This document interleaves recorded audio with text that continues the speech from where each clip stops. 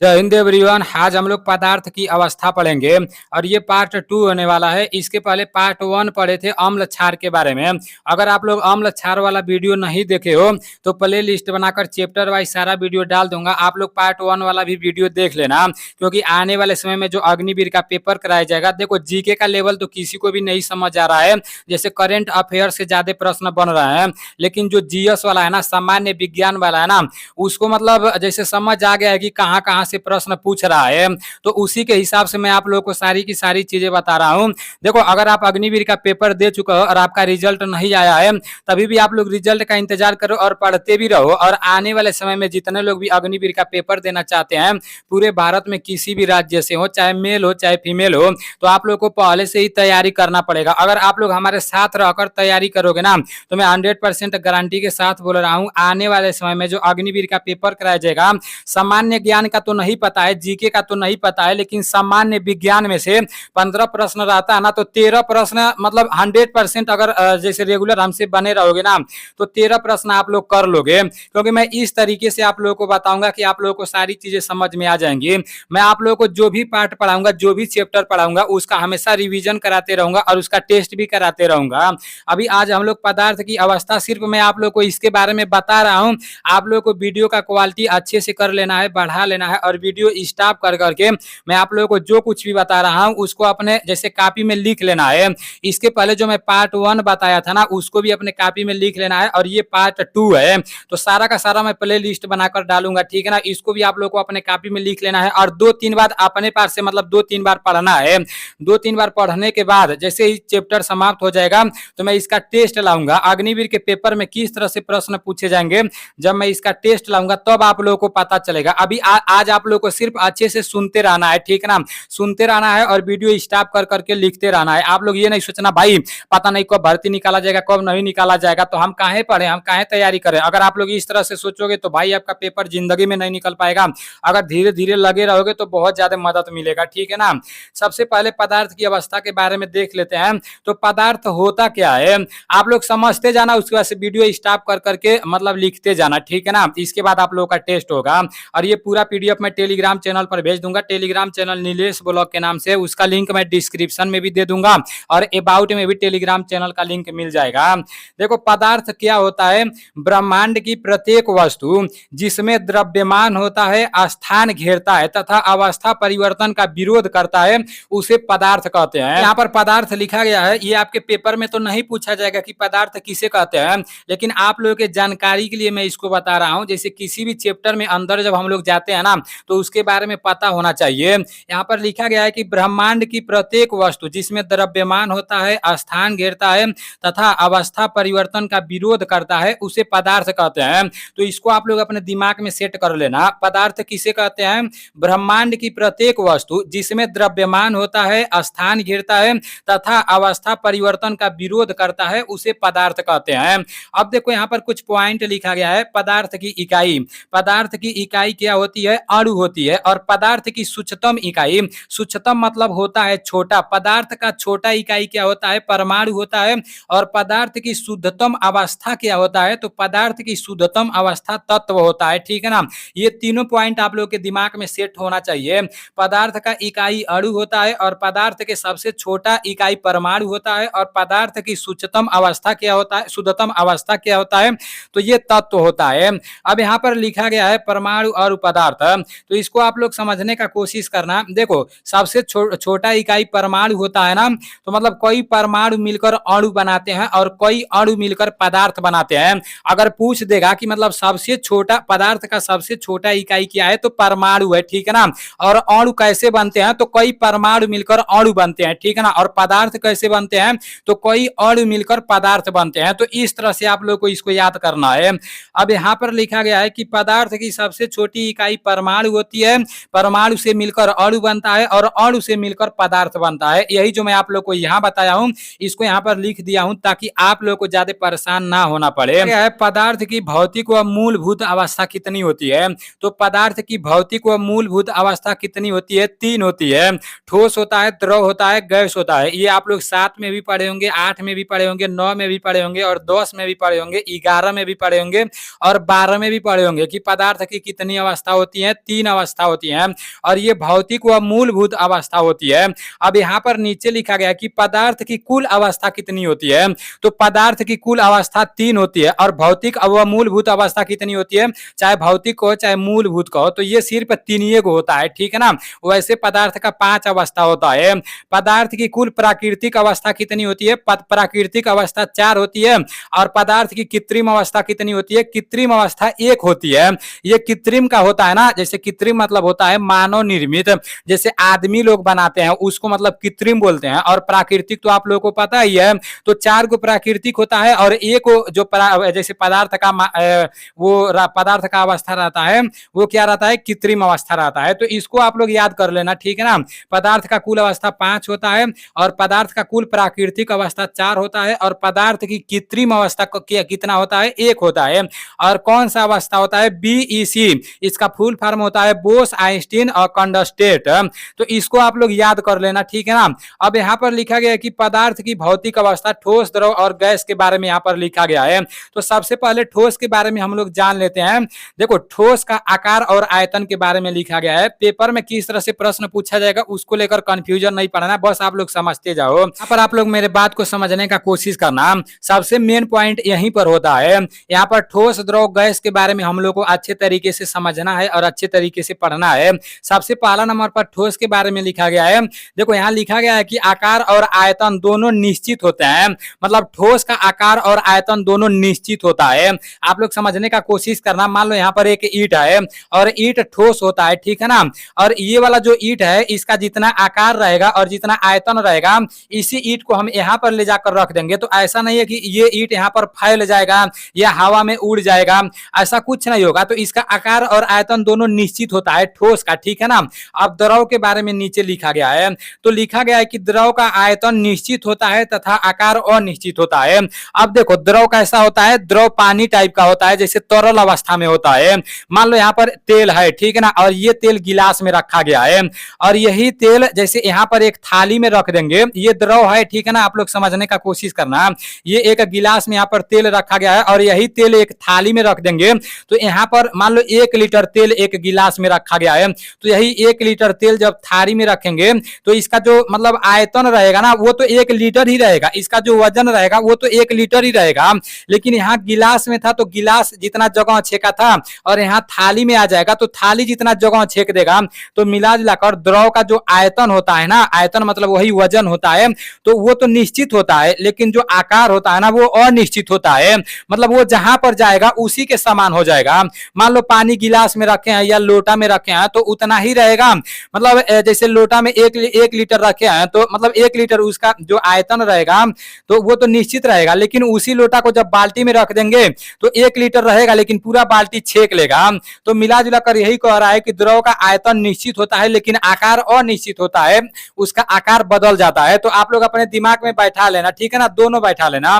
ठोस का आकार और आयतन दोनों निश्चित होते हैं और द्रव का मतलब आकार जैसे द्रव का आयतन निश्चित होता है और आकार अनिश्चित होता है, ठीक है ना। अब यहाँ पर गैस के बारे में बताया जा रहा है। तो गैस का आकार और आयतन दोनों अनिश्चित होते हैं। अब देखो ये पहला पॉइंट से मिलता जुलता है। पहला पॉइंट ठोस है, यहाँ लिखा है कि आकार और आयतन दोनों निश्चित होते हैं और सेम इसी का उल्टा गैस है, ठीक है ना, इसी का उल्टा है। इसका आकार और आयतन दोनों निश्चित होते हैं और गैस का आकार और आयतन दोनों अनिश्चित होते हैं। देखो यहाँ पर साफ साफ लिखा गया है। इसको कैसे आप लोग समझेंगे, देखो मान लो गैस है, ठीक है ना, और इसी गैस को जैसे एक गुब्बारे में रखा गया है और इसको जैसे हवा में छोड़ देंगे तो यह क्या करेगा, मतलब गुब्बारे को फोड़ देंगे तो जैसे वो पूरा का पूरा आयतन भी पूरा बिखर जाएगा और आकार भी मतलब जैसे पूरा का पूरा बदल जाएगा। तो इसका आकार और आयतन दोनों क्या होते हैं, अनिश्चित होते हैं, ठीक है ना। इसका कुछ पता ठिकाना नहीं चलता है, आप जहां पर डालेंगे उसी के समान हो जाएगा।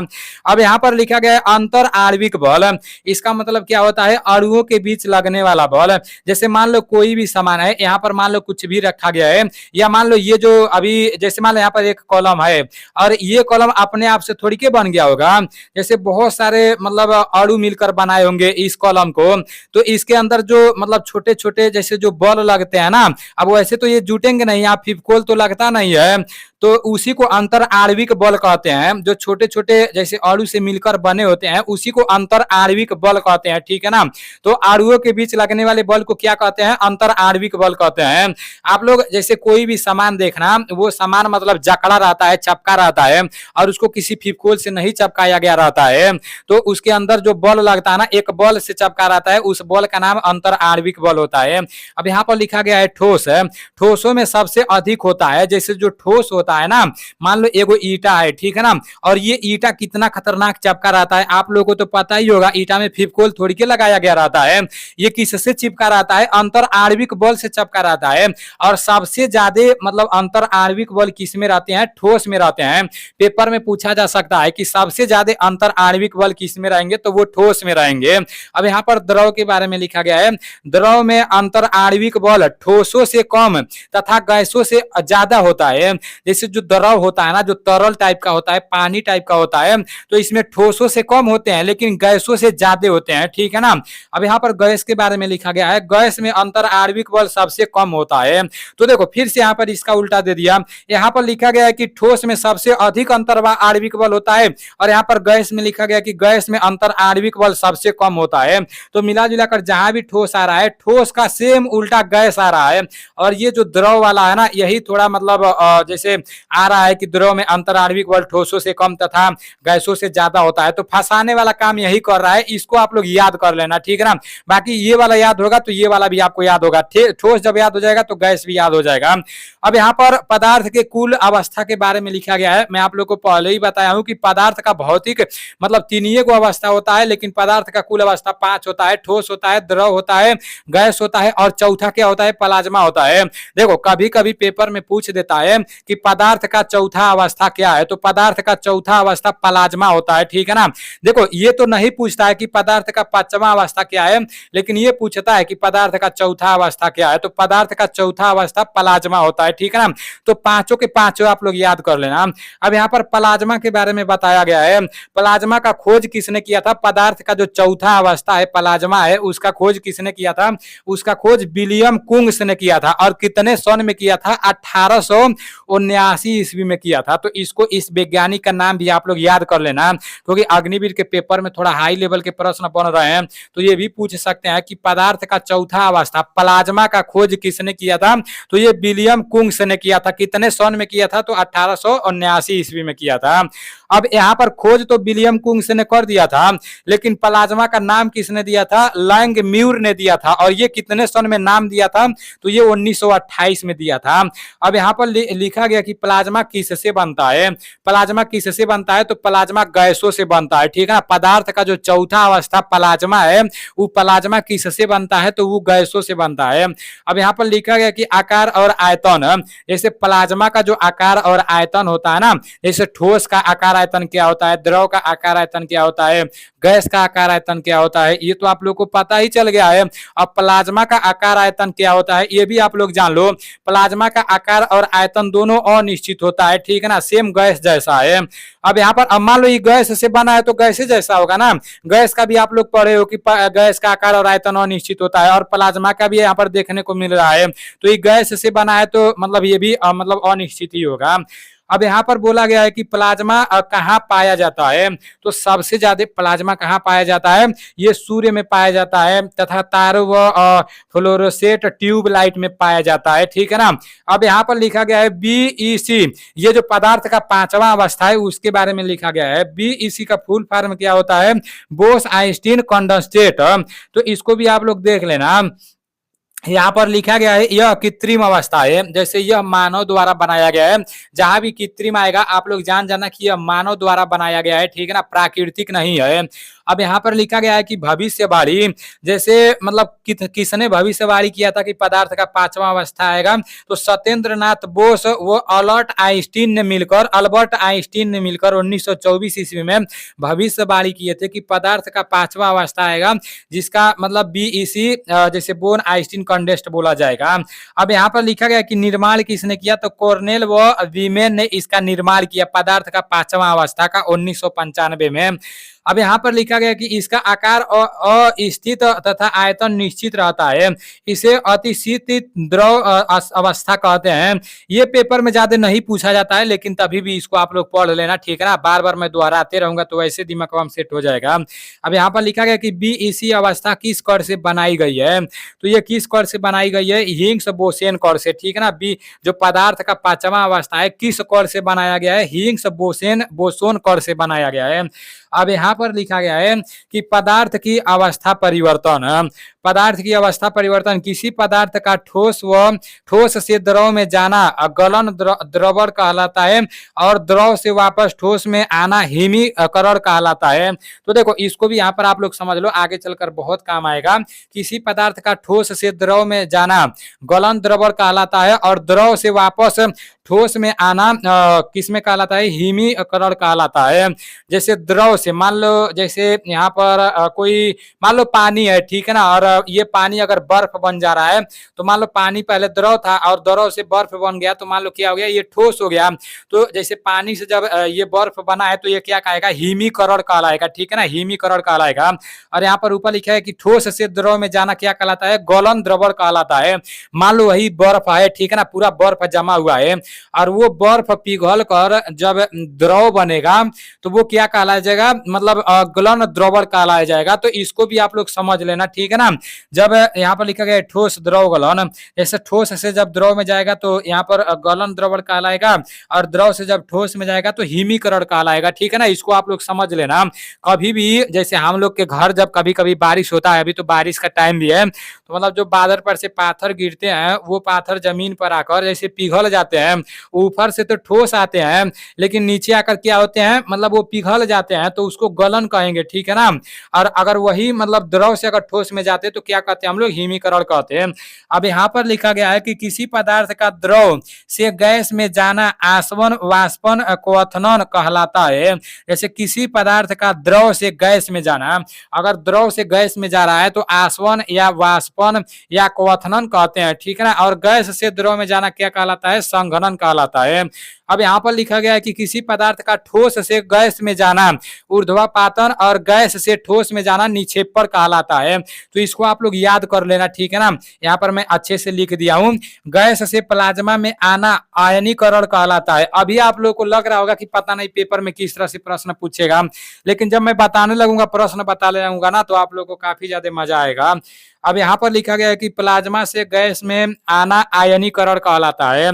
प्लाज्मा से गैस में आना क्या कहलाता है, आयनीकरण कहलाता है।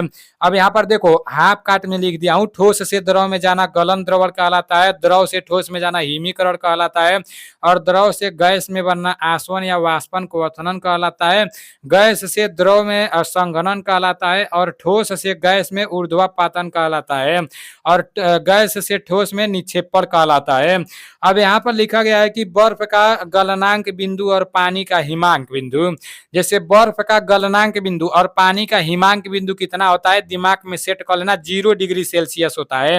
बर्फ का गलनांक बिंदु और पानी का हिमांक बिंदु कितना होता है, 0 डिग्री सेल्सियस होता है।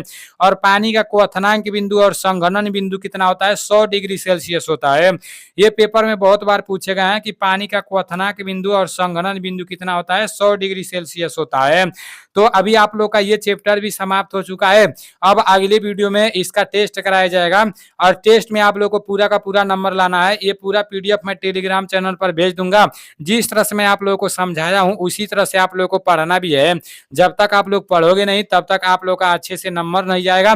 और यही अगर आप एप्लीकेशन पर पढ़ोगे ना तो 2-2 घंटे लग जाएंगे, 3-3 घंटे लग जाएंगे। और एप्लीकेशन पर आप लोग को 1-1 हजार रुपए, मतलब 800-800 रुपए, 700 रुपए पे करने पड़ेंगे। तो इसको आप लोग हल्के में नहीं लेना, ठीक है ना। ये पीडीएफ बनाने में काफी ज्यादा मेहनत लगता है।